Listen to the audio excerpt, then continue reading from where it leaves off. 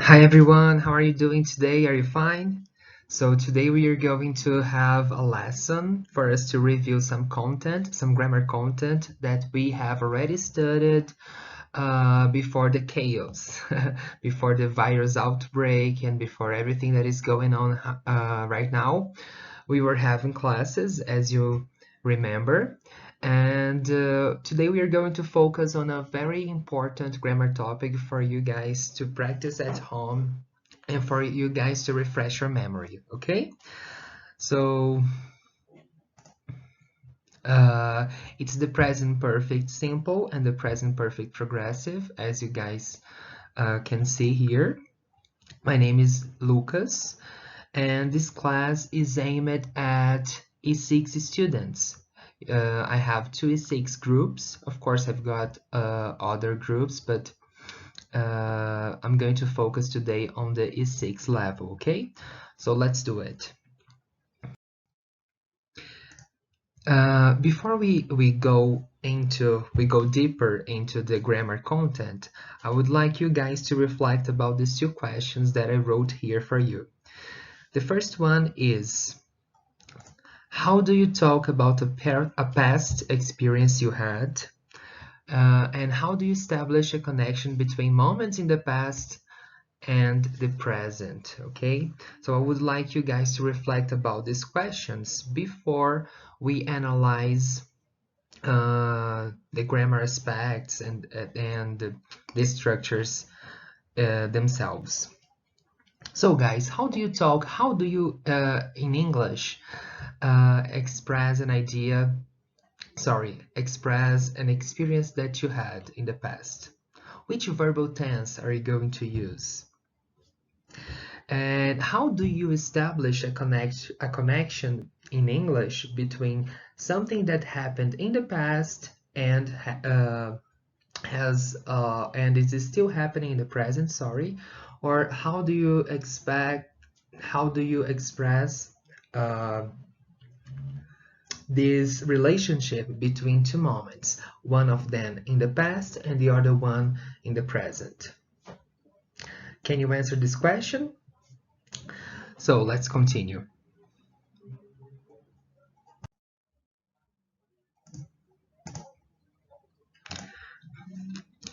Let's start analyzing the context, okay?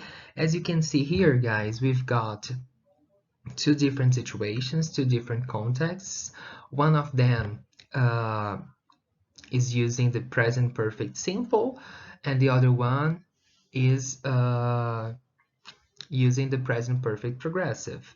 So the first one is, the ceiling was white, now it is red. She has painted the ceiling. So guys, for those of you who may not understand the meaning of ceiling, ceiling is basically that part here above. The opposite of the ceiling is the floor, okay? And we've got the walls. Around me, we've got four walls, the ceiling, and the floor, okay? So the ceiling was white and now it is red. She has painted the ceiling. The second context, or the second situation, is the progressive, and we have here, Kate's clothes are covered in paint. She has been painting the ceiling. All right, so you look at Kate in the second situation and you can see that all her clothes are covered in paint, like there's a lot of color all over it. Yes, probably she has been painting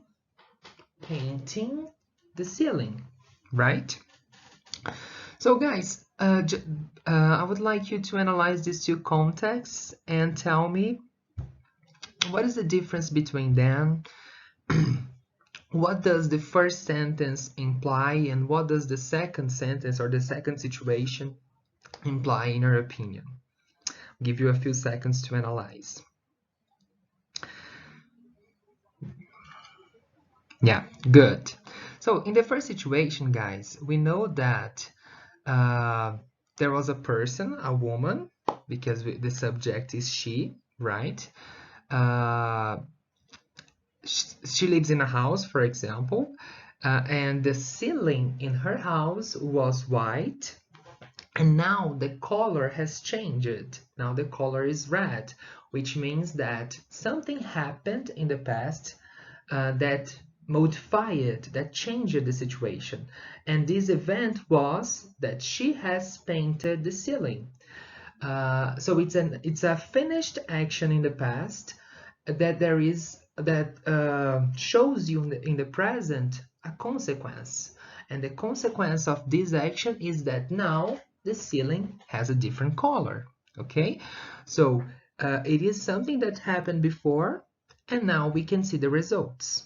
Okay, on the second context, uh, you have like, you look at the person, you look at Kate, who is the subject of the sentence, who is the doer, and you can see that her clothes are all red, all covered in paint, sorry.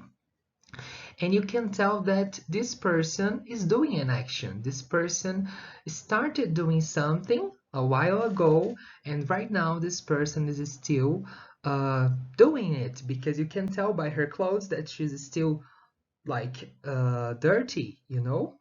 There is a lot of ink all over her outfit. So, and then you say, she has been painted the ceiling. Okay?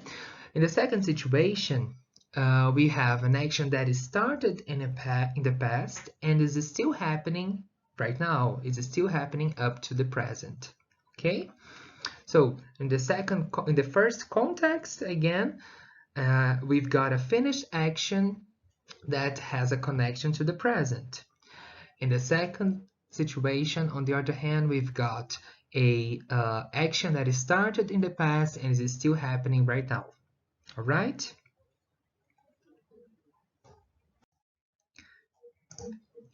So, as you may have noticed, the present perfect simple and the present perfect progressive, both of them, they have a past-present connection.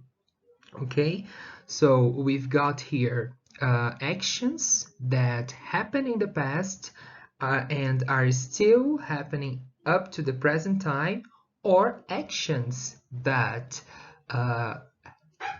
started in the past, finished in the past, but there is a relevance to the present time, okay? Or there is a connection to the present time, right? So both of them have this meaning implied.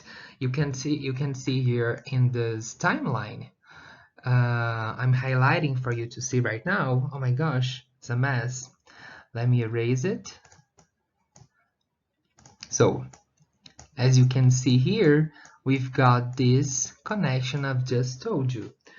An action that started before and is still happening, or an action that happened and is relevant to the present. Okay, these are the, let's say, the basis for these two verb tenses in English. Okay. Okay, guys, so now let's reflect about the following question. How can we tell the difference between the present perfect simple and the present perfect progressive then? If both of them have the same root, have the same basis, which is a connection between the past and the present, how can we differentiate them? Okay, let's have a look at these examples. So, when it comes to finished actions in English, we are going to use the present perfect simple. Finished actions, of course, in the past that are relevant to the present and that there is a connection with the present. Okay, so for example, as you can see here, I'm going to highlight for you. The example is, I have done my homework, teacher. So I ask you guys to do some homework, and then in the next class you bring it to me and tell me in class, teacher, I have done my homework. It's here. Okay, so it means that you did something before So you did your homework, and now in the present I can see it. It's done. It's ready to be corrected, to be graded, whatever. So there is a connection here between something, a finished action that happened before, and the present time. Okay? Another possible situation for the present perfect simple is to express permanent actions, as you can see here in the second example. But usually you are going to express these permanent actions with the simple form using in the simple form using a stative verb. So stative verbs, as we have already discussed in class, are verbs that they don't represent actions, they don't express actions, they express states instead. So, for example, the verb know, you either know someone or you don't know someone. You either know the teacher or you don't know the teacher. You either know your friend or you don't know. You either like someone or not. So it's not an action, you know, it's not something that you do and then finishes. It's something that is permanent, okay? So for you to express permanent situations in English, you can use the present perfect simple as the example given. I've always loved her. I've always loved her all my life, since I was a teenager or for ages. She is the love of my life. Yes? So for finished actions and permanent actions, remember these two situations, they have that there is a connection between the past and the present. That's why it's the present perfect simple. Sorry. On the other hand, we have the present perfect progressive, as you can see here. Let's analyze the examples. So the present perfect progressive will be used to express repeated actions, and for these repeated actions, guys, we are going to use some action verbs. So stative verbs, as I told you, they represent the states, whereas action verbs, they are going to represent actions. For example, eat, sleep, talk, what else? Clean something, when you clean the house, okay? So they are action verbs. The present perfect can be used with you can use the present perfect progressive and with action verbs to talk about repeated actions, to express actions that started in the past and are still happening up to the present, and that are still happening right now in this present time. Okay, so as an example, let's analyze the one you have here. We have been learning English since 2018. This sentence means that we are in 2020 right now. So 2 years ago, in 2018, you enrolled yourself in this course at Cilsamonline. You started learning English, and you guys have been learning English repeatedly since then. Even now in the present, you are still taking lessons. So it's a repeated action, you know? Another example, I have been working here for 3 years. So imagine you are in a company and you have been there for 3 years. You are going to use the present perfect progressive to express this continuity, okay?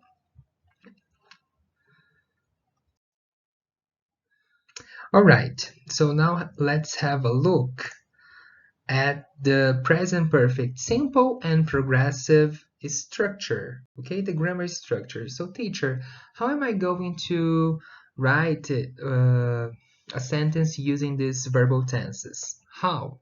So as we have discussed, the present perfect simple requires the subject, of course, a doer, someone who is going to do it, plus have or has.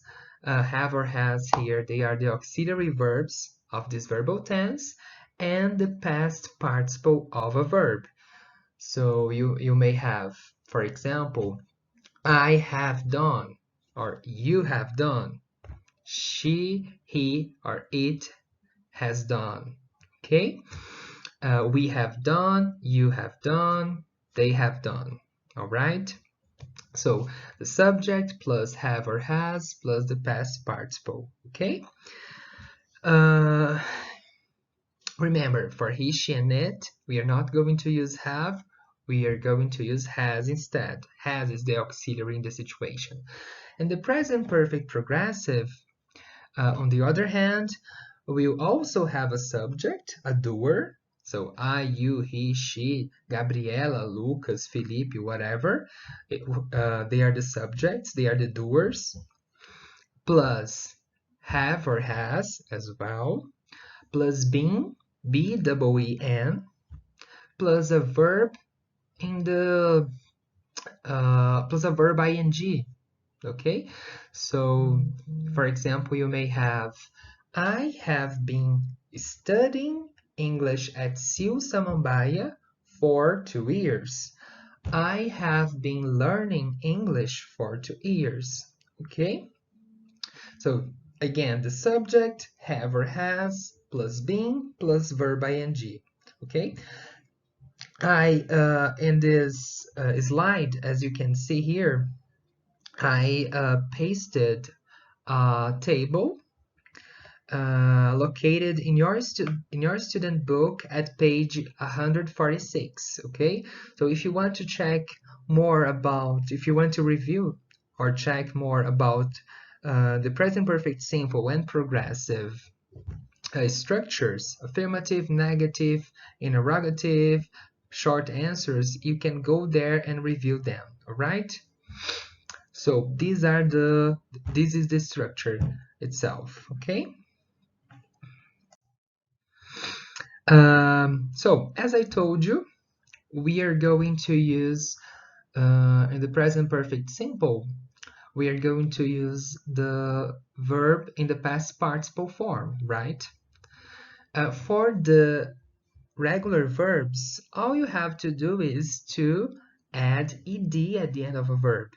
Of course, you gotta pay attention to those spelling rules that you have already learned before when you add ed to a verb. So you must pay attention to that. But when it comes to an irregular verb, you guys must memorize. You guys must study a list of irregular verbs in the past participle form that is located on page 167 of your student's book, and you have 3 columns: the infinitive column, which is this first one here. You have the simple past column and the past participle column. So you guys should go to this page and review as much as possible all of these verbs, practice them as much as possible by writing sentences, by thinking about contexts in which you can use these verbs, okay? But you gotta memorize them.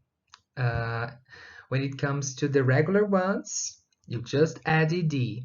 When it comes to the irregular verbs, you must memorize. But don't be afraid, don't be nervous about it, because the more you practice, the more you do exercises, the easier it will be for you to remember how to write a irregular verb in the past participle. Okay? And remember, here we are talking specifically about the present perfect simple. Okay? Because after have or has, you use a past participle verb. All right? When it comes to the present perfect progressive, you are going to use ing form. So it's something else, it's something different. Okay? This list is important for the present perfect simple. finished actions and repeated actions. Okay?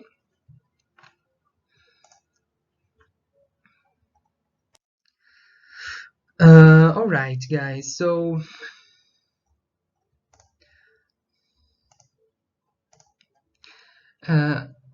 with both the present perfect simple and the present perfect progressive or present perfect continuous, we can use for and since to help us establish a connection between past and present. Okay? So as I told you, we are going to use both of these verbal tenses to talk about actions that happen in the past and have a relationship to the present. Again, I'm being a little bit repetitive, but it's important for you to memorize and to review what we have already studied. So, you can use for or you can use since to create this connection between past and present with both present perfect and present perfect progressive, simple and progressive. So for you are going to use with a period of time. So for plus a period of time. I've had this job for 20 years. All right. So you want to express that you are in the same position, you are in the same company for 20 years. So here you have a period of time, 20 years, okay? So you are going to use for in this situation, for before this period of time. The second example here is she's been waiting for you for 3 hours, okay? So 3 hours is also a period of time. There is a connection here being implied. There is a connection established here between past and present. And because it's a period of time, we are going to use for instead of since, okay? On the other hand, as you guys can see here, on your right side, since will be used plus a specific point in time, okay? So the first example we have is they've known each other since elementary school. As you can see here, there is a spelling mistake. I'm sorry, my bad. But anyhow, the point is elementary school is a point in the past. So I know this person for a long time, since elementary school. I've known this person. I met her or him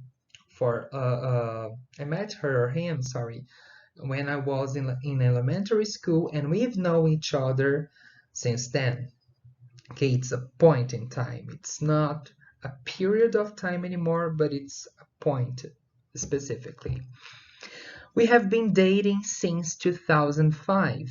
So I started dating this person, and we've been together since 2005.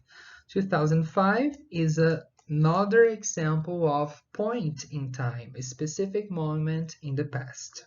Okay? So now, guys, for us to finish this review, again, it's not a real class. It is just a moment for you to review those topics we have discussed. I would like you guys to analyze these 5 pictures I've given you and come up with sentences that are true for you, sentences that are real in your life, you know? So I gave you an example here. There is a house, as you can see.